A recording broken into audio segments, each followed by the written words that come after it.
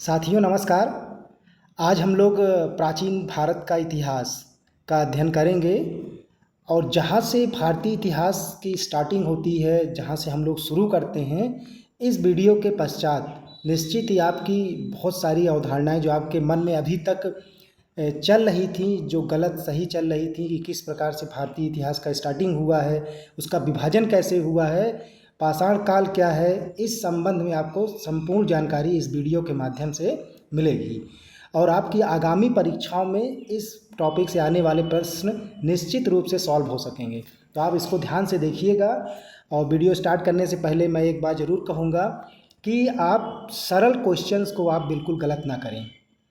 सरल क्वेश्चन का अर्थ होता है कि जो इसके पहले पूर्व किसी भी परीक्षा में आ चुका है उसको आप 100% आप सही तरीके से सॉल्व करें कि एग्ज़ाम में आए तो वो गलती ना हो। और रही बात कठिन प्रश्नों की और डिस्प्यूटेड प्रश्नों की, वो उसको लेके हर विद्यार्थी, हर कंपटीटर के दिमाग में वो ऊहा-पठो चलती रहती है। इसलिए आप पुराने क्वेश्चंस को, सरल क्वेश्चन को बिल्कुल गलत ना करें, बार बार उसका अभ्यास करें। जितना आप अभ्यास करेंगे उतनी ही आपकी तैयारी एकदम प्रगाढ़ होती जाएगी। तो हम लोग स्टार्ट करते हैं आज प्राचीन भारत का इतिहास, जिसमें टॉपिक है पाषाण काल। लेकिन इसके स्टार्ट करने से पहले कुछ महत्वपूर्ण बिंदु है कि इतिहास क्या है, इतिहास की परिभाषा क्या है, ये जानना बहुत ज़रूरी है। तो सबसे पहले इतिहास का जो पिता है वो यूनान का हेरोडोटस था। उसको फादर ऑफ हिस्टोरियन बोला जाता है। उसने एक पुस्तक लिखी थी, उसका नाम हिस्टोरिका है। लेकिन आगे चल करके जब इतिहास का विभाजन हुआ तो भारतीय प्रागैतिहास का जन्म हुआ। तो भारतीय प्रागैतिहास का जो जनक हुआ वो रॉबर्ट ब्रूस फूट महोदय को भारतीय प्रागैतिहास का जनक बोला जाता है। आगे भारतीय इतिहास को विश्व में प्रतिष्ठा दिलाने का जो श्रेय दिया जाता है वो मार्टिमर व्हीलर महोदय को है। फिर एक पुस्तक आई प्री हिस्टोरिक इंडिया, जिसको स्टुअर्ट पिगट ने लिखा था और वो पुस्तक 1950 में प्रकाशित हुई। भारत में प्रागैतिहास पर लिखी हुई पहली पुस्तक है। एक बहुत ही इम्पोर्टेंट प्रश्न है कि भारतीय पुरातत्व का जनक कौन है। देखिए, भारतीय इतिहास का जनक और इतिहास का जनक, उसके पश्चात भारतीय प्रागैतिहास का जनक, ये सब अलग अलग क्वेश्चन है और सभी क्वेश्चन आपके एग्जाम में आए हुए हैं।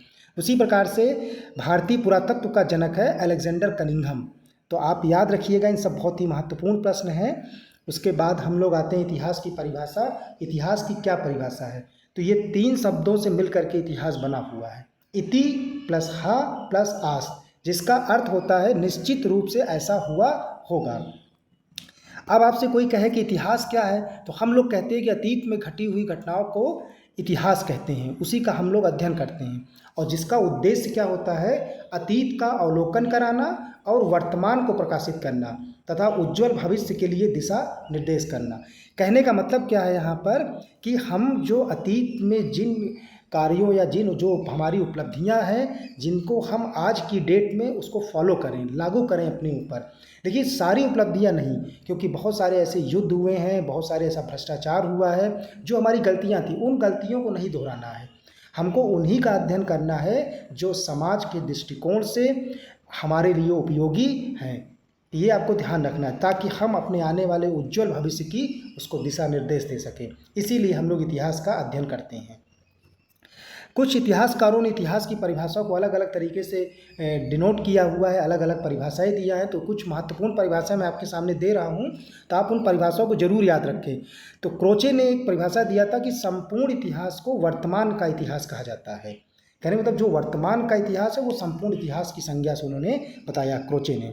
उसके बाद फिर एक अगली परिभाषा क्रोचे ने और दिया कि संपूर्ण इतिहास क्या है, समसामयिक इतिहास होता है। समसामयिक का मतलब कि जो करंट में चलता रहता है। जब कोई वंश डायनेस्टी रही होगी या कोई भी काल रहा होगा, उसमें उस समय का कोई ना कोई समसामयिक घटना घटी होगी, उन सब का अध्ययन हम लोग इतिहास में करते हैं। फिर कॉलिंगवुड ने दिया कि सभी इतिहास विचारों का इतिहास है, क्योंकि हर दुनिया में हर व्यक्ति के अपने अपने विचार हैं और उन विचारों के इतिहास को इन्होंने इतिहास से इंडिकेट किया है। फिर G.M. ट्रेवेलियन करके इतिहासकार हुए, उन्होंने बोला कि इतिहास अपने अपरिवर्तनीय रूप में एक कहानी है। कहानी का मतलब क्या है कि आप मुगल काल में अनेक राजाओं की कहानी देखेंगे, सल्तनत काल में अनेक राजाओं की कहानी देखेंगे। इसी तरीके से प्राचीन भारत में जो भी मौर्यन डायनेस्टी हुआ, गुप्ता डायनेस्टी हुआ, तो उसमें सब में प्रत्येक राजा रानी, समाज के जो अलग अलग वर्ग थे, सबकी अपनी अपनी कहानी है। तो उस कहानी का अध्ययन इतिहास कहलाता है। फिर सबसे इम्पोर्टेंट एक परिभाषा है जे.बी. ब्यूरी की। उन्होंने कहा कि इतिहास विज्ञान है, न कम और न अधिक। कहने का मतलब कम भी नहीं है और ज़्यादा भी नहीं है। तो इतिहास क्या है? विज्ञान है, न कम और अधिक। Professor JB. ब्यूरी की है। E.H. कार ने उसके बाद एक परिभाषा दी कि इतिहास वर्तमान और अतीत के बीच अनवरत परिसंवाद है। कहने मतलब जो बीत चुका है और आज के बीच में, क्योंकि हम प्राचीनता से आज अतीत से अपने आज निरंतर कुछ ना कुछ सीख रहे हैं। सीखने का मतलब क्या? उसमें कंटिन्यूअस डायलॉग को निरंतरता बनी हुई है। चाहे आप धर्म के रिलीजन के क्षेत्र में देखेंगे, चाहे आप एडमिनिस्ट्रेशन के क्षेत्र में देखेंगे, नगर टाउन प्लानिंग का क्षेत्र में देखेंगे, मतलब किसी भी क्षेत्र में आप देखेंगे तो आज उसके अतीत और वर्तमान के बीच में एक निरंतर संवाद बना हुआ है। मैं हर वीडियो में एक कुछ कथन देता हूं और उस कथन को निश्चित ही आपको आना चाहिए ताकि आपकी तैयारी एकदम दुरुस्त हो सके। एक कथन है कि मानव औजार को बनाने वाला प्राणी है। यह कथन किसका है? Who said that man is a tool making animal? तो आपको ये कथन बताना है कि ये कथन किसका है। अगर जो स्टूडेंट इस कथन को बता लेगा, निश्चित ही उसकी तैयारी बहुत अच्छी है। आगे फिर हम लोग अब इतिहास का विभाजन करते हैं। तो इतिहास के विभाजन में अलग अलग इतिहासकारों ने, अलग अलग समूहों ने उसको विभिन्न तरीके से विभाजित किया है। तो आपको सारा जानकारी रखना है, क्योंकि किसी के बारे में भी कभी भी क्वेश्चन पूछा जा सकता है। तो सबसे पहले इतिहास को हम लोगों ने प्रागैतिहासिक काल यानी प्री हिस्ट्री, आद्यैतिहासिक काल यानी प्रोटो हिस्ट्री और ऐतिहासिक काल यानी हिस्ट्री, इन 3 भागों में विभाजित किए थे। आपसे पूछता है हमेशा कोई व्यक्ति कि भाई प्रागैतिहासिक काल क्या है, और आप नहीं बता पाते हैं। पूरा इतिहास आपने स्टडी कर रखा है लेकिन आपको इसमें अंतर नहीं पता चल पाता है। तो वो अंतर जानना बहुत मस्ट है आप सभी विद्यार्थियों के लिए। प्रागैतिहासिक काल उस काल को कहते हैं कि जिस काल में मानव को लेखन कला का बिल्कुल भी जानकारी नहीं थी और ना ही वो किसी प्रकार की लिपि को जानता था। बस उसके बारे में जानकारी कैसे होती थी? जो मानव के क्रियाकलाप थे, और वो जानकारी हमको पुरातात्विक स्रोतों के माध्यम से मिलती है। पुरातत्व का मतलब होता है कि पृथ्वी के गर्भ में छुपी हुई जो वस्तुएं हैं, या हमको ऐसा जो पुरातात्विक स्रोतों के माध्यम से जानकारी मिलती है, उस काल को हम प्रागैतिहासिक काल के नाम से जानते हैं। फिर है आद्यैतिहासिक काल। आद्यैतिहासिक काल जिसमें हम इंडस वैली सिविलाइजेशन यानी सिंधु सभ्यता और वैदिक सभ्यता को रखते हैं। उस काल में देखिए लेखन कला का तो आविष्कार हो चुका था, लेकिन उसको हम पढ़ नहीं पाए थे, और अभी भी इस सभ्यता इस काल की जानकारी हमको पुरातात्विक स्रोतों के माध्यम से होती है। फिर आते हैं ऐतिहासिक काल में, तीसरा काल। ऐतिहासिक काल क्या है कि उस समय लेखन कला की जानकारी हो गई और हम उस जो लिपि है उसको हमने पढ़ लिया था। पढ़ने के साथ साथ ऐसा नहीं कि पुरातत्व के माध्यम से जानकारी नहीं मिल रही है, तो हमारा पुरातत्व और लेखन दोनों के माध्यम से अब हमको जानकारी मिलती है। तो इतिहास को हम इस तरीके से 3 भागों में प्री हिस्ट्री, प्रोटो हिस्ट्री और हिस्ट्री में डिवाइड करते हैं। आगे फिर भारतीय इतिहास का विभाजन होता है। जब अंग्रेज लोग आते हैं तो जेम्स मिल एक उपयोगितावादी विचारक रहता है।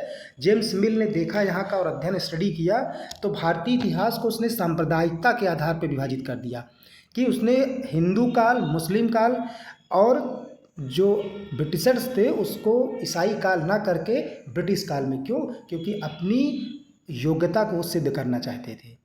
इसलिए भारतीय इतिहास को उन्होंने हिंदू काल और मुस्लिम काल में कर दिया, धर्म के आधार पर, संप्रदाय के आधार पर।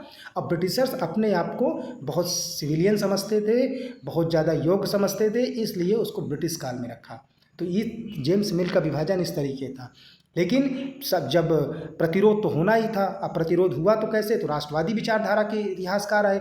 उसमें थे जी.आर. भंडारकर, आर.जी. भंडारकर, हेमचंद राय चौधरी, अनंत सदाशिव अल्टेकर, रमेश चंद्र मजुमदार जैसे बहुत ही चोटी के इतिहासकार थे, जिन्होंने कहा कि नहीं, ये सांप्रदायिक विभाजन ठीक नहीं है। अगर उन्होंने विभाजन किया है तो वो ब्रिटिश काल को ईसाई काल करते तब तो चलो ठीक है, लेकिन उन्होंने ऐसा नहीं किया। तो भारतीय इतिहास को इन इतिहासकारों ने प्राचीन काल, मध्यकाल और आधुनिक काल में विभाजित किया, जैसा कि आज हम लोग सब लोग जानते हैं। फिर आगे 1776 ईस्वी में PM सुफ नामक एक इतिहासकार हुए जिन्होंने डेनमार्क एक देश है, वहाँ की प्रागैतिहासिक संस्कृति को उन्होंने 3 भागों में डिवाइड कर दिया था, जिसको हम लोग पाषाण काल का बोलते हैं, कांस्य काल कहते हैं और लौह काल। वो धातुओं के आधार पर, औजारों के आधार पर, उपकरणों के आधार पर, क्योंकि मानव को क्या है, मानव औजारों को बनाने वाला उपकरण है, उस बेस को बना करके इन्होंने 3 भागों में डिवाइड किया। आगे चल करके जो मैक्सिमम क्वेश्चन हमको एग्जाम में मिलता है कि इस तरीके का विभाजन किसने किया हुआ है, तो हम लोग सीजे थॉमसन जो डेनमार्क के राष्ट्रीय संग्रहालय के अध्यक्ष थे, उन्होंने 1816 में, और किन्हीं किन्हीं किताबों में 1836 भी मिला हुआ है, तो आप इसको देख लीजिएगा। 1816 मैक्सिमम से सही है कि 1816 में मानव द्वारा जो उन्होंने औजार प्रयोग किए थे, जो उपकरण प्रयोग किया था, जो टूल्स या बीपन जो आप समझ लीजिए, उसके आधार पे मानव विकास को उन्होंने 3 भागों में विभाजित किया। और वो 3 भाग क्या था, पुरा पाषाण काल, मध्य पाषाण काल और नव पाषाण काल। देखिए, पाषाण काल का मतलब आप समझ लीजिएगा कि पाषाण काल का मतलब होता है कि जिस काल में केवल और केवल पत्थर के औजारों का प्रयोग होता है ज़्यादातर, उसको हम पाषाण काल कहते हैं। आगे फिर एडवर्ड लॉटरेट हुए, तो उन्होंने पुरा पाषाण काल को निम्न पुरा पाषाण काल, मध्य पुरा पाषाण काल और उच्च पुरा पाषाण काल, इस 3 भाग में डिवाइड किया था। अगर आपसे कोई क्वेश्चन करता है कि इन तीनों पार्ट में किसने डिवाइड किया, तो एडवर्ड लॉटरेट का नाम, अभी तक क्वेश्चन बना नहीं है लेकिन कभी भी आपको बन सकता है।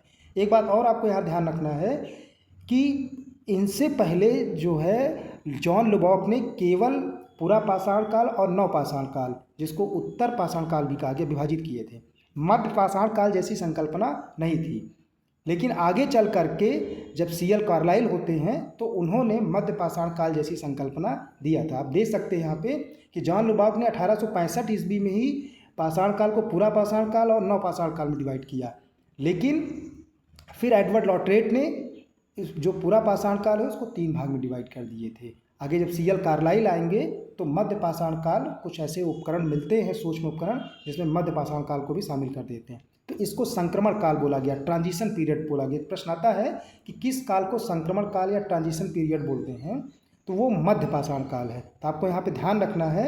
और फिर इसके पूर्व 1865 में आप देख चुके हैं कि जॉन लुबॉक ने पूरा पाषाण काल को 2 भाग में डिवाइड किए थे, पाषाण काल को।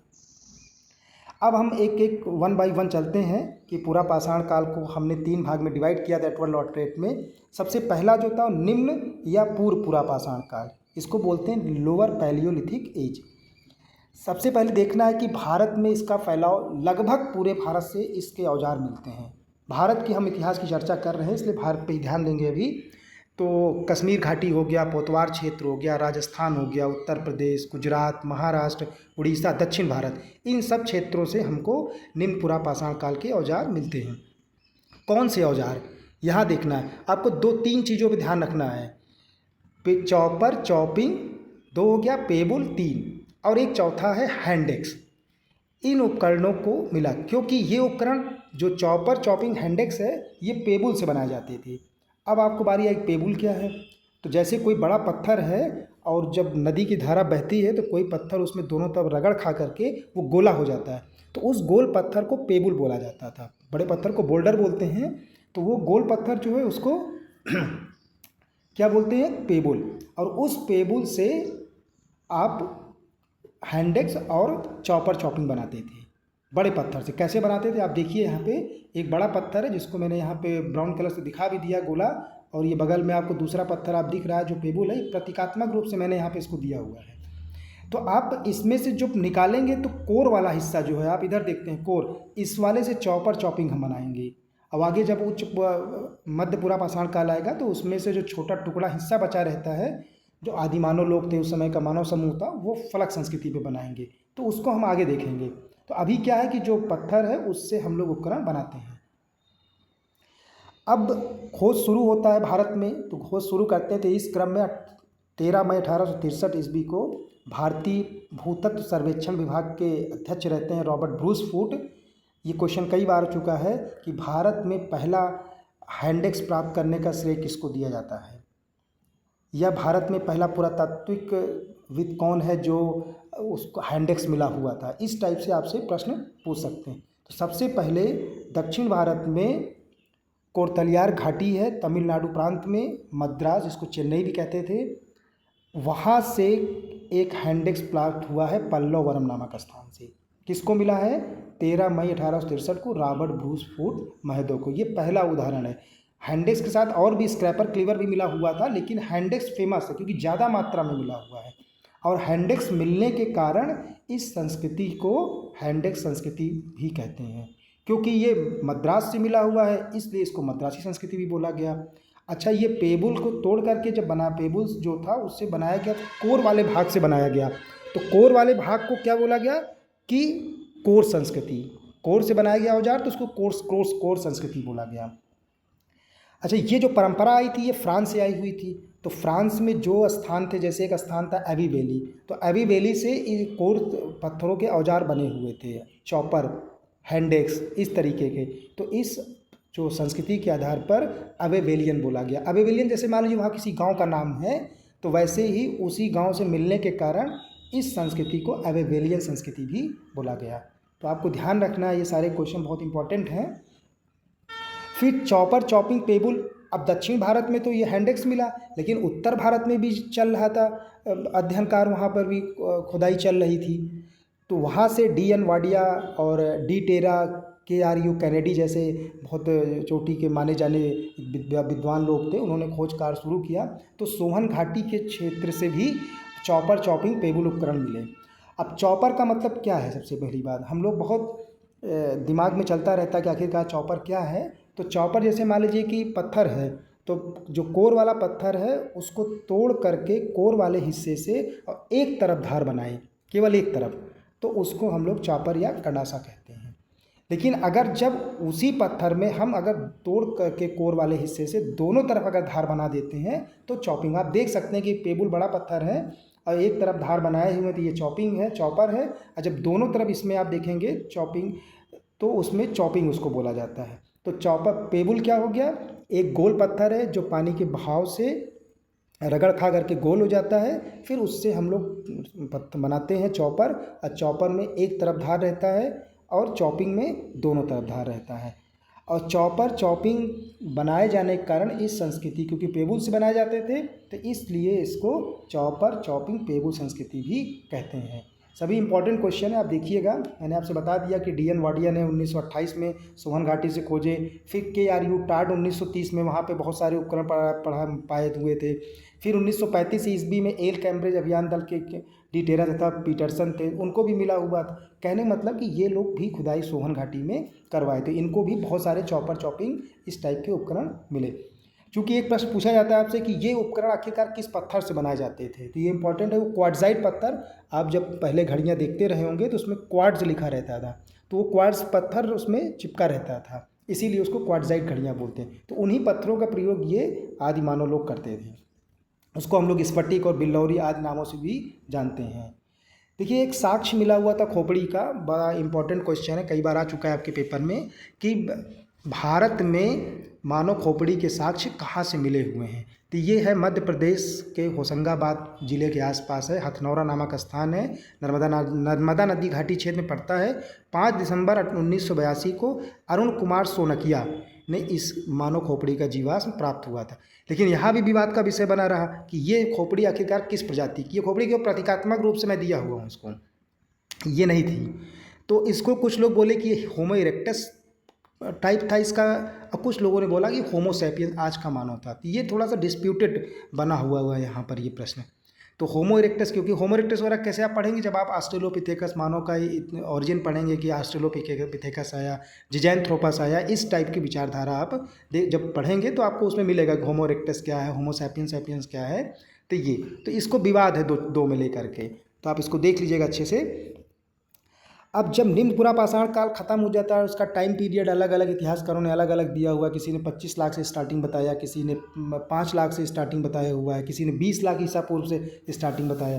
तो अलग अलग लोगों ने बोला, लेकिन जो भी हो, मतलब बहुत पहले की बात है ये, आज से लाखों साल पहले की बात है। तो निम्न पुरा पाषाण काल के बाद में फिर मध्य पुरा पाषाण काल होता है, क्योंकि टेम्परेचर धीरे धीरे डाउन हुआ और जलवायु में परिवर्तन होने लगा। तो इस काल में औजारों में परिवर्तित होने लगे।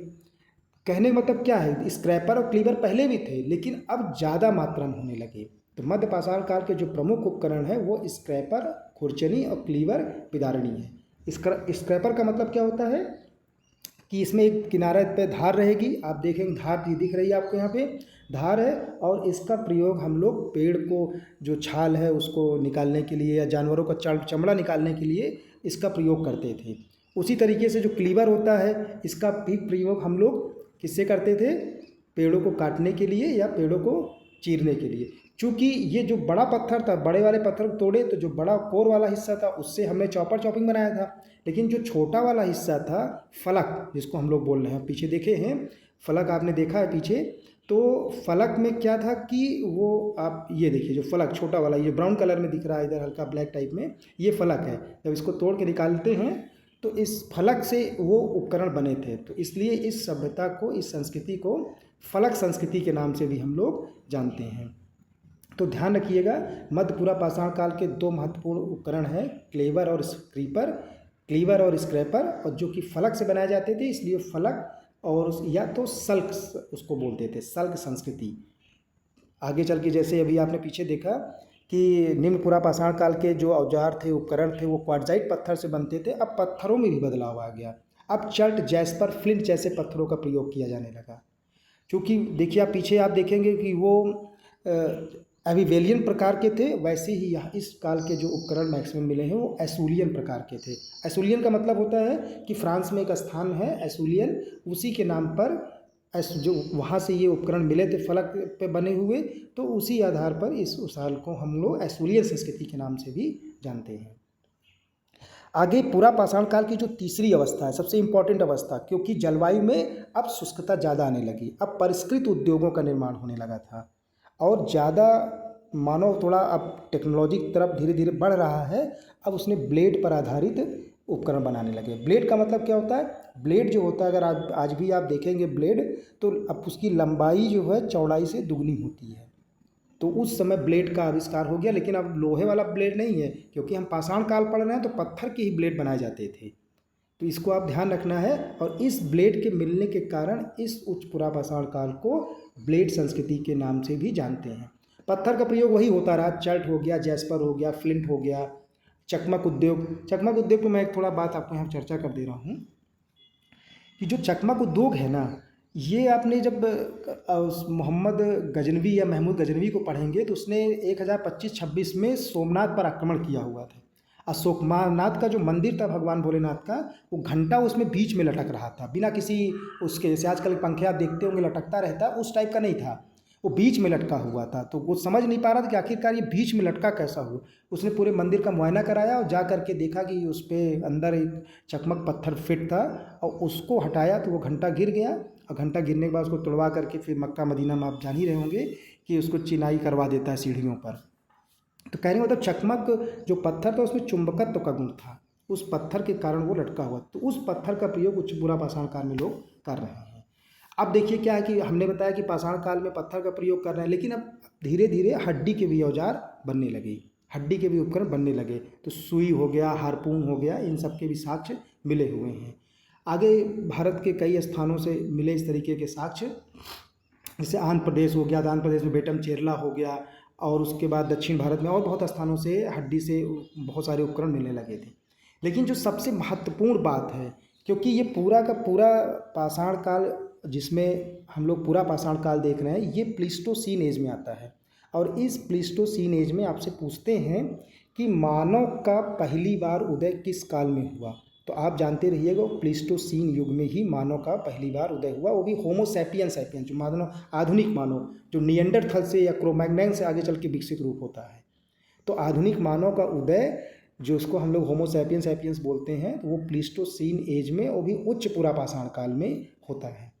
क्योंकि हड्डी से बनने उपकरण मिलने लगे थे, तो इलाहाबाद के पास में एक टोंस की सहायक बेलन नदी है, उस बेलन नदी से एक लोहदा नाला है, वहाँ से हड्डी से निर्मित मातृ देवी की एक मूर्ति मिली हुई है। तो अब ये आधुनिक मानव हो गया और ये हड्डी की मूर्ति हो गया, ये सब क्वेश्चन आप जानते रहेंगे कि ब्लेड इस काल का प्रमुख उपकरण है, तो ये सब बहुत ही सब इम्पॉर्टेंट है। देखिए इनका जो जीवन शैली है ना, वो एकदम नेचुरलिस्टिक था। नेचुरलिस्टिक मतलब एकदम प्रकृति की गोद में जीते थे, किसी प्रकार की आधुनिकता इनके अंदर नहीं थी। हमेशा वो आके अपनी हंटिंग करते थे और हंटिंग करके वो कच्चा मांस वगैरह खाते थे। कंदमूल, कंदमूल जब भगवान राम 14 साल के वनवास में थे तो कंदमूल बहुत खाया करते थे। तो ये लोग वही कच्चा मांस और कंदमूल खाया करते थे। अग्नि के प्रयोग से ये बिल्कुल अपरिचित थे। देखिए यहाँ पे आपको ध्यान देखना, अग्नि वाली जानकारी क्या है कि आपसे प्रश्न एक पूछते हैं कि अग्नि का प्रयोग किस काल में हुआ, और 3-4 ऑप्शन दे देते हैं, निम्न पुरा पाषाण काल, मध्य पुरा पाषाण काल, उच्च पुरा पाषाण काल। तो आप कन्फ्यूज़न रहता है वहाँ पे, समझ में नहीं आता कि क्या आंसर करें। अगर पूरा पाषाण काल आंसर में है तब तो वो क्वेश्चन एकदम राइट है, लेकिन अगर इन तीनों में दे दिया कि निम्न, उच्च और मध्य में कौन है, तब स्थिति गड़बड़ हो जाती है। तो इसका आंसर अभी तक सही नहीं मिल पाया है। अगर आपके सामने आता है तो आप अग्नि की जानकारी के बारे में, कहीं कहीं मध्य पूरा पाषाण काल मिलता है, कहीं उच्च पूरा पाषाण काल मिलता है। तो ये क्वेश्चन थोड़ा सा डिस्प्यूटेड है। यदि किसी को मिले किसी ऑथेंटिक बुक से तो आप उसको कमेंट में स्क्रीनशॉट करके भेज सकते हैं कि अग्नि की जानकारी मानव को पूरा पाषाण काल की किस अवस्था में हुआ था। ये हमको जरूर जानकारी आप भेजिएगा। फिर देखिए आप बता ही दिए कि पूरा प्लीस्टोसीन से संबंधित है। अभी घर बनाना इनके पास कोई आवास नहीं था, क्योंकि ये लोग घूमते रहते थे इधर से उधर अपने भोजन की तलाश में, जंगलों में, नदियों के किनारे, झोपा वहाँ पे जो कंदराएँ वगैरह होती थीं तो वहीं पे घूमते रहते थे। इनका कोई निश्चित आवास नहीं था, एकदम टोटल बारबेरियन जीवन था, खाना बदोश जीवन था। कृषि और पशुपालन से भी अभी कोई विशेष जानकारी नहीं थी इनको, ना मिट्टी की ये बर्तन बनाने की कला जानते थे। उसके बाद केवल और केवल इनका कच्चे माल का उपभोक्ता थे, प्रोड्यूसर अभी भी नहीं बने थे, क्योंकि उत्पादन करना ये नहीं जानते थे। यानी कहने का मतलब है कि मानव का और जंगली जीवों में रहन सहन में कोई डिफ्रेंशिएट नहीं था। तो ये जीवन शैली थी मानव की। एक प्रश्न और है, ये भी विवादित ही है, समझिए कि मुझे जहाँ तक लगता है मेरे हिसाब से विवादित ही है, क्योंकि इसका भी आंसर मुझे सटीक नहीं मिल पाया अभी तक कि चित्रकला का प्राचीनतम साल किस काल से है। पूरा पाषाण काल का है तब तो ठीक है, लेकिन जब वही निम्न और मध्य उच्च में डिवाइड कर देते तो कन्फ्यूज़न हो जाता है। तो बहुत सारी किताबों में मैंने उच्च पूरा पाषाण काल पढ़ा हुआ है और कुछ किताबों में मैंने मध्य पूरा पाषाण काल पढ़ा है, एक आध किताब में निम्न पूरा पाषाण काल भी मिला हुआ है। तो ये भी अगर किसी को एकदम ऑथेंटिक जानकारी मिलती है तो वो भी हमको स्क्रीनशॉट इसमें भेज देंगे कि प्राचीनतम सात पूरा चित्रकला के पूरा पाषाण काल से किस अवस्था से मिला कहाँ से, ये मैं जानकारी आपको दे दे रहा हूँ। जब आप देखेंगे भारत में मध्य प्रदेश राज्य है, तो मध्य प्रदेश की राजधानी भोपाल है। भोपाल से 45 किलोमीटर दक्षिण पूर्व में होशंगाबाद रोड पर रायसेन डिस्ट्रिक्ट में भीमबेटका की गुफाओं से पहली बार मतलब चित्रकला के साक्ष्य मिले हुए हैं। और कहाँ से, किसने खोजा हुआ उसको खोजा हुआ है 1958 में विक्रमशिला विश्वविद्यालय के डॉक्टर विष्णु श्रीधर वाकड़कर, जिसको हम लोग वीएस वाकड़कर जानते हैं, बहुत ही प्रसिद्ध इतिहासकार रहे हैं। इन्होंने ही भीमबेटका से पहली बार भारत में चित्रकला के साक्ष्य खोजे, जो कि बोला जाता है कि पेंटिंग के क्षेत्र में पूरे संसार में, पूरे वर्ल्ड में सबसे पुराना साक्ष्य चित्रकला का। तो भीमबेटका की गुफाओं से है, किसने खोजा, डॉक्टर विष्णु श्रीधर वाकड़कर ने। इसकी महत्ता को देख करके, इसके रख रखाव को देख करके यूनेस्को ने 2003 में इसको विश्व धरोहर स्थल में शामिल कर दिया है। तो ये भी आप क्वेश्चन ध्यान रखेंगे। अब हम लोग पढ़ते हैं मध्य पाषाण काल। देखिए सबसे पहले ये जान लीजिए कि मध्य पाषाण काल को संक्रमण काल बोला जाता है, क्योंकि जॉन लुबॉक ने पहले क्या किया था, केवल पूरा पाषाण काल को और नव पाषाण काल, यही दो भाग डिवाइड किए थे। लेकिन जब कुछ ऐसे उपकरण मिलने लगे, सूक्ष्म उपकरण भारत के बहुत सारे क्षेत्रों से, तो उन्होंने कहा कि नहीं, एक और अवस्था है, उसको इन्होंने मध्य पाषाण काल से इंगित किया है। तो सबसे पहले इसका खोजा किसने, 1867 ईस्वी में CL कार्लाइल ने मध्य पाषाण काल को खोजा हुआ है। कहाँ से, तो आप सुने होंगे, एक विंध्याचल पर्वत श्रेणी है, पूरी 4 राज्यों से गुजरी हुई है, और ये विश्व की दूसरी ओल्डेस्ट माउंटेन है। पहली ओल्डेस्ट माउंटेन जो है वो अरावली है। तो वहाँ से मिर्ज़ापुर ज़िले से कुछ लघु पाषाण उपकरण CL कार्लाइल को मिले हुए थे।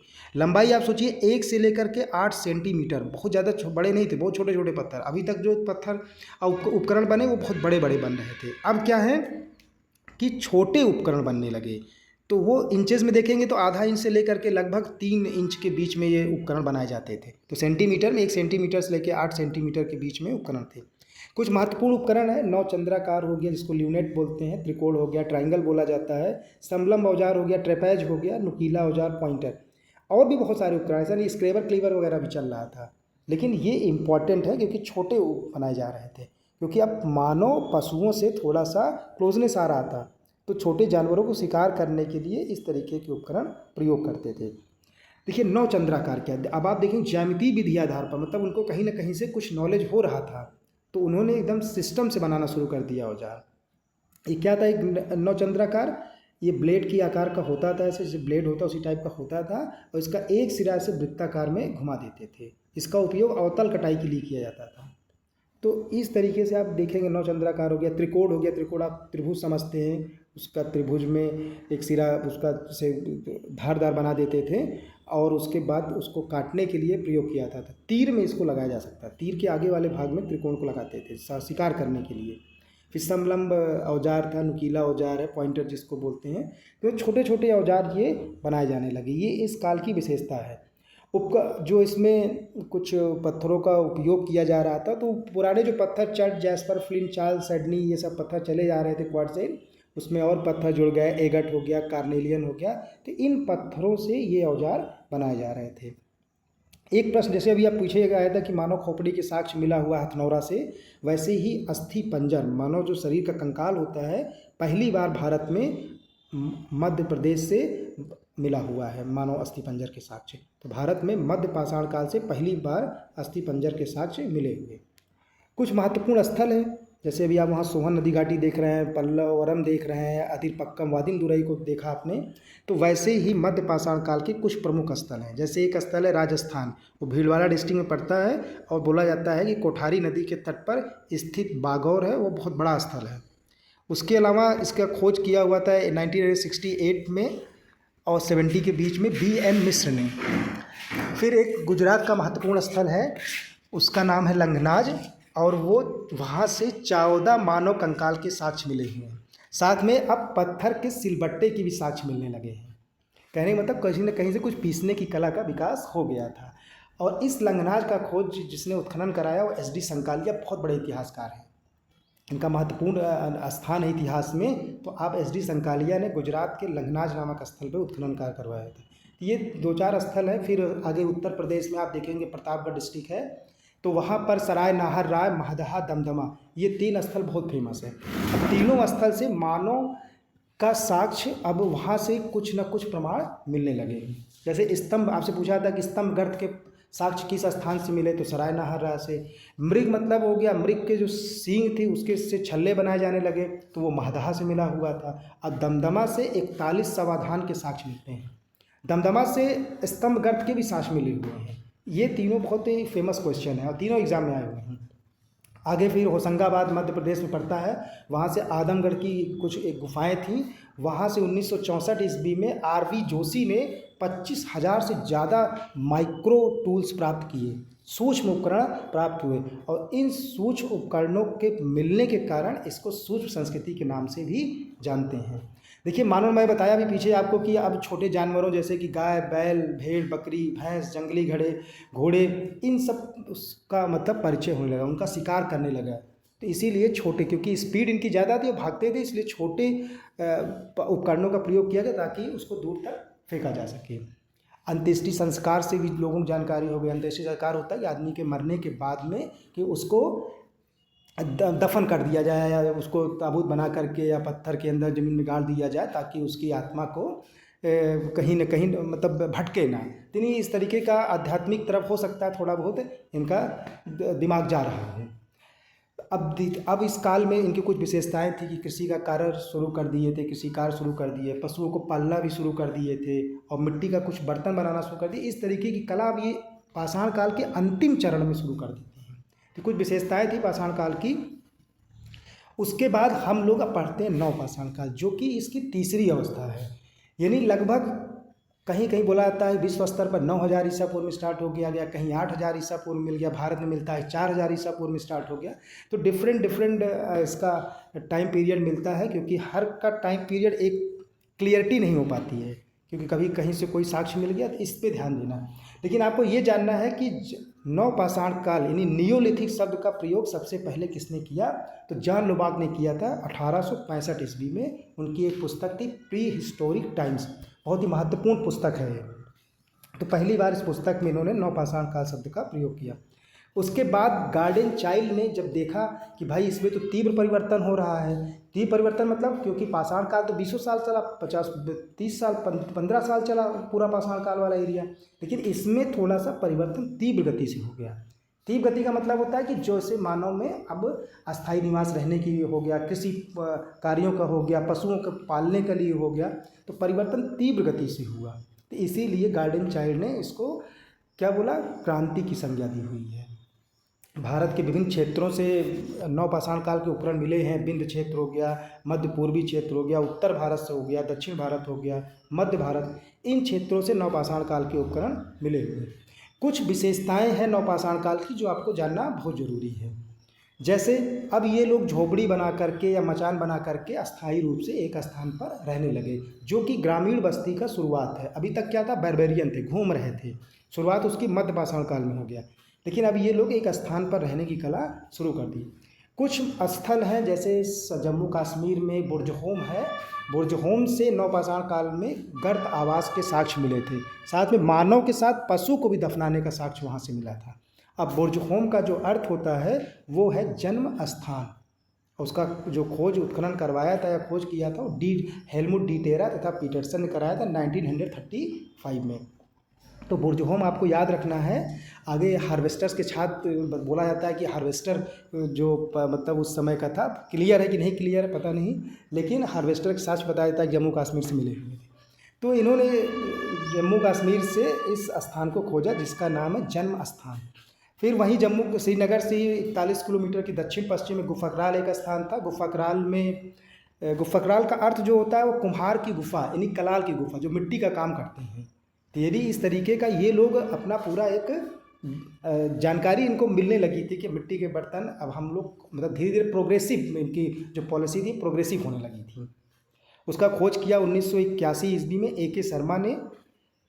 वहाँ से भी गर्त आवास के साक्ष्य मिले हैं, गड्ढा बना करके रहने वाला साक्ष्य मिले हुए हैं। वो डंडा वगैरह गाड़ करके ऐसे गड्ढा करके घर बनाते थे। अभी मैंने बताया ही आपसे कि कृषि कार्य इन्होंने अस्थायी रूप से शुरू कर दिया था। फिर मिट्टी के बर्तन बनाने की कला तो मध्य पाषाण काल में शुरू हो गई, लेकिन अब इन्होंने मिट्टी के बर्तन को चौक पर बनाना शुरू कर दिया और पॉलिश करने की कला जान गए। अब पीछे हमने अभी एक चर्चा किया था कि आग का आविष्कार, तो आग की जानकारी तो इनको हो गई पूरा पाषाण काल में, लेकिन किस अवस्था में वो क्लियरिटी नहीं थी मुझे भी। लेकिन आग का प्रयोग करना मानव सबसे पहले नवपाषाण काल में जान गया था। उपकरणों को अभी तक पत्थर को तोड़ करके उपकरण बनाए जाते थे, लेकिन अब क्या हुआ कि अब पत्थर को घिस करके यानी रगड़ रगड़ करके उपकरण धारदार बनाते थे ताकि वो मानव के उपयोग में आ सके, और उस पर पॉलिश करने की कला भी ये लोग सीख गए थे। तो घर्षण विधि के माध्यम से अब ये लोग, इसको फ्लूटिंग बोला जाता है, तो घर्षण विधि के माध्यम से भी इन्होंने औजारों को बनाना शुरू कर दिया, उपकरणों को।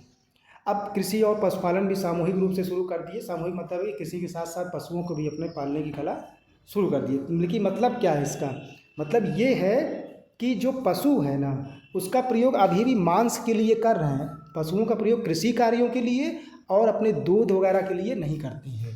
ये बहुत आगे चल करके होगा इंडस वैली सिविलाइजेशन में। तो अभी भी पशुओं को पालना सामूहिक रूप से शुरू कर दिए, तो उसका प्रयोग केवल और केवल मांस के लिए हम लोग करते थे।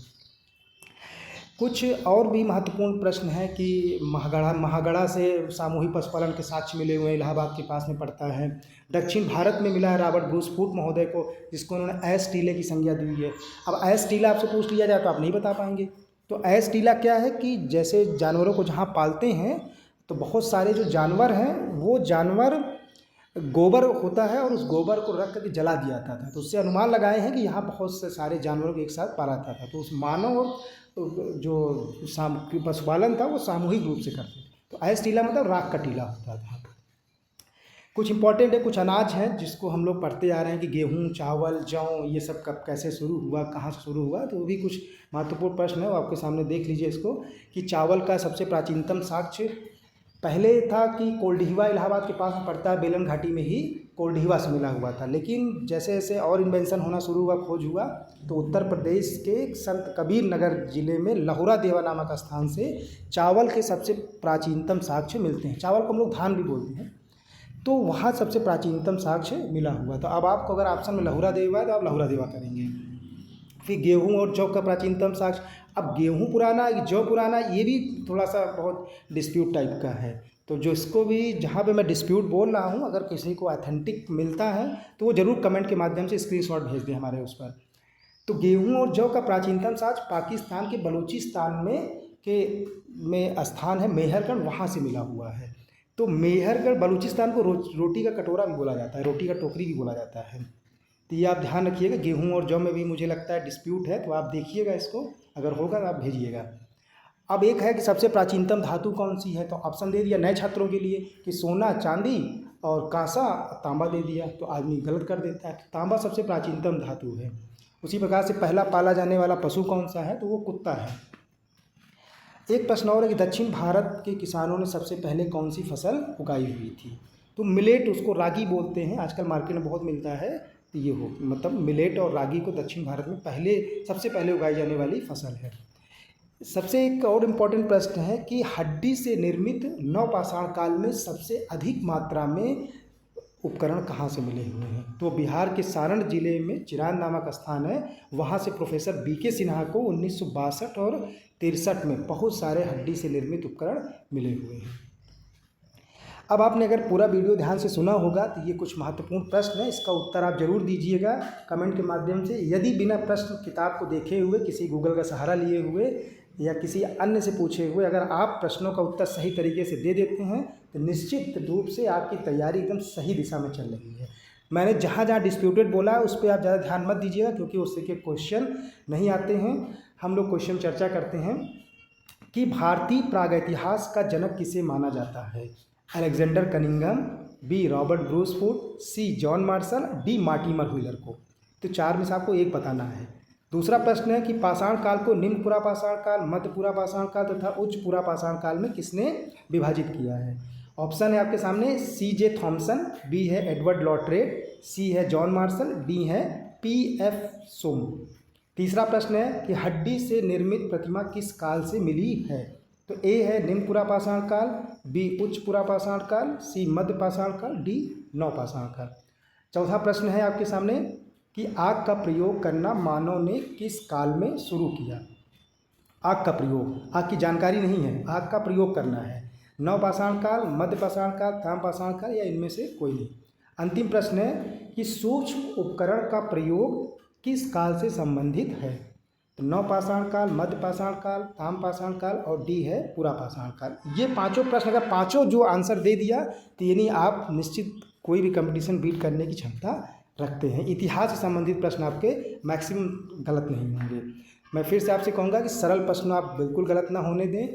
डिस्प्यूटेड प्रश्नों पर आप ध्यान बिल्कुल मत दें, क्योंकि उसका आंसर कोई नहीं जानता है। और लास्ट में जो आपसे मैंने स्टार्टिंग में एक कथन पूछा हुआ था कि who said that man is a tool making animal, कि यह कथन किसका है, मानव औजारों को बनाने वाला प्राणी है। तो ये कथन है बेंजामिन फ्रैंकलिन का। जिसने पूरा वीडियो देखने से पहले आंसर दे दिया है, निश्चित रूप से आप बहुत अच्छी तैयारी है। तो आज के लिए इतना ही है, हम लोग नेक्स्ट वीडियो में मिलेंगे। बहुत बहुत धन्यवाद।